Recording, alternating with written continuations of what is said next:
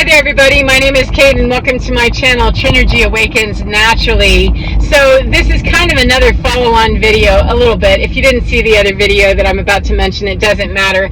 I made a video, I think the one before this or the one right before the two before this, about an EMS situation, an emergency situation that a friend of mine had, where I explained the role of the EMS provider and the need for that person to stay very connected to the moment and to their skill set, to their role, and how to manage themselves in the midst of chaos and bring that down into very executed movements that do not draw much attention but get the job done, in whatever way is necessary to get the job done, but follow the protocol, son.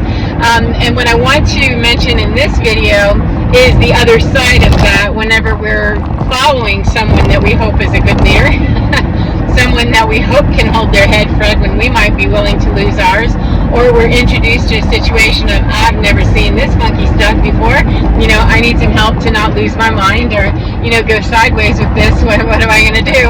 This actually happened to me.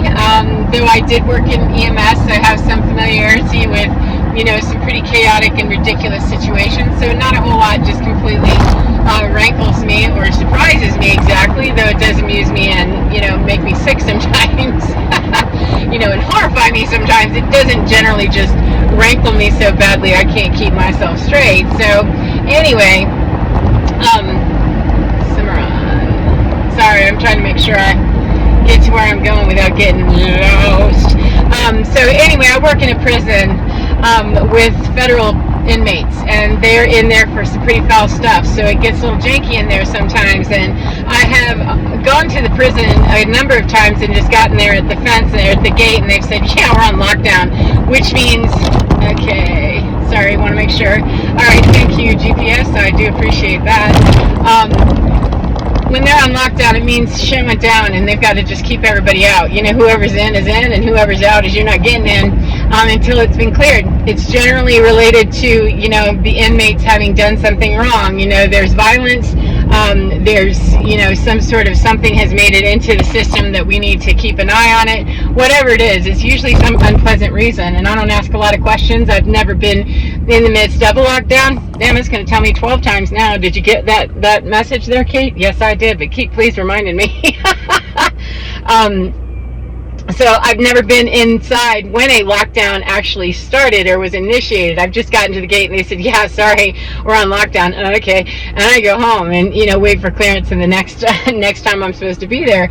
And so the other day I was there, and thank goodness we were at the end of the class, because I just love this class. It's a really good experience. These guys are, they have a lot more depth and manners than most of the people I know out here, to be honest with you. And they respect me a whole lot more than some people I've had in my life, So, and very, very insightful questions. They're cherry-picked, I will admit. They are cherry-picked for the class, for those that are cognitively able to handle the material and those that are, behaviorally able to handle the material. However, they are still felons, and this is particularly, I'm talking about at the U.S. Penitentiary, which there's some baddies up in there. However, anyway, sidetrack, that we're in the midst of this class. We're finishing up. We had maybe 5 minutes left, and so I was drawing down the end of the class and wrapping things up, and everybody just quietly got up and started walking around, and the CEO who was with me said, what are you guys doing? They said, oh, we have a lockdown. And he said, oh shit, I didn't hear that on my radio. And so he gets busy. They just start filing out of the room, but before they go, they come and I said, is everything all right? And they said, yeah, we're just on lockdown. And I'm thinking, okay, but they're being calm. They know what they're supposed to do. They're following the protocol that's established, which is go back to your cell and we're going to lock everything up, button everybody down, and, grab a hold of this until we can clear this. And the deal is that you don't know, unless it's happening on your unit or in your face somewhere, hello crow, there's no way to know what the lockdown's for, especially at my level. I'm a nobody, so I'm going to be the last one to know, and the prisoners are going to be actually behind me. They'll be last. They'll find out before me by grapevine. But I had no idea. Nobody has any idea why. It could be, that somebody's been stabbed. It could be that somebody has, been poisoned. There's a million things that could happen of a very violent and dangerous nature. And I already know where I am whenever I have to go through security quite a bit, and deal with wearing a vest and everything while I'm there. So I'm quite aware of the fact that this could get very janky in a second. And, I don't really worry about it a whole lot because I know where I am situationally, and I don't take that risk if I'm not willing to take the risk that really is there. I just don't walk in blind as much as possible anywhere. So anyway, I look at the CO and I'm like, okay, we gotta go. And he goes, yeah. He goes, just gather your stuff and get on. And I said, well, what's it for? And he said, I don't know. They didn't answer the radio. It's just something, but go ahead and get your stuff and let's go on ahead. And so I said, do you need to lock me in here or something, while you go take care of things? And he said, oh no, that's not the protocol. The protocol is that, I see you all the way out. We get everybody that's, visiting. We get everybody here out that doesn't have to be here, that isn't mandated to be here. We make sure that we get you out of here. All the inmates will be secluded in their little, nooks and crannies. They're secluded where they need to be, and I'll walk you out, like I always do. And I said, okay. So as we're going, I said, is this, how often does this happen every week? Because I'm only there, a couple times a week. And how often does this happen? And he said, oh, it happens daily. And I said, oh, well, thank God. What occurred to me as I was saying it to him is that thank God that you are deadened to the experience, that the drill of the protocol has become so second nature to this man that he was able to just calmly walk me through. And I wasn't wigging out. I wasn't offering him any resistance, because the joy of being with someone who really truly knows what they're doing and can stay very calm.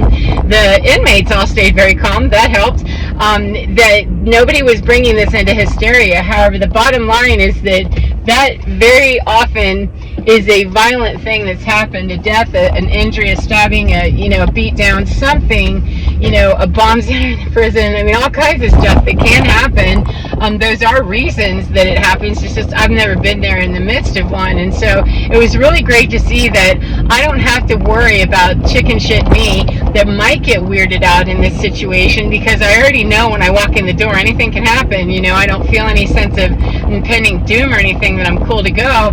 However, that is the risk of working in that environment and moving around in that environment. But it helped immensely. It does help immensely when the CO can maintain his shit and keep me very calm just by his calmness and his reassurance. It kept me from spinning out in some weird anxiety profile that I used to live in a lot. I mean, I lived my whole life in anxiety. I can't imagine, having done this job 10 years ago, that would have been absolutely no, it wouldn't happen for me. And I would have been no good in trying to do it, because I'd have constantly been looking over my shoulder, inviting, disaster, etc. But it was so helpful. It is so helpful to have a person who's designated as the leader, who's taking on the role of leader, who's taking on the role of mentor, guide, whatever it is that we call that we can say, oh, okay, that person is setting the tone here, that, weird sideways behavior, anxiety, nattering, worrying, etc., is of no value whatsoever. It's actually quite an orderly process to move from start to finish without any of the bullshit in between. And it was very uneventful, and I'll be interested to find out exactly what had happened. However, it was uneventful, and that's the way I like stuff. Is if we're going to have to amp things up slightly, great. For whatever reason we do, let's keep it at a low profile. Practice the fire drill. Even when there's a real fire, call it a fire drill, and people just behave better. So anyway, I'm where I need to be, so take care of yourself and enjoy your day no matter what part of the day you're in. And remember to get within your skin, because you're divine. It's absolutely gorgeous, so stable, and so very fine. Take care of your gorgeous selves, and I will see you again next time. Mwah. Bye, friends.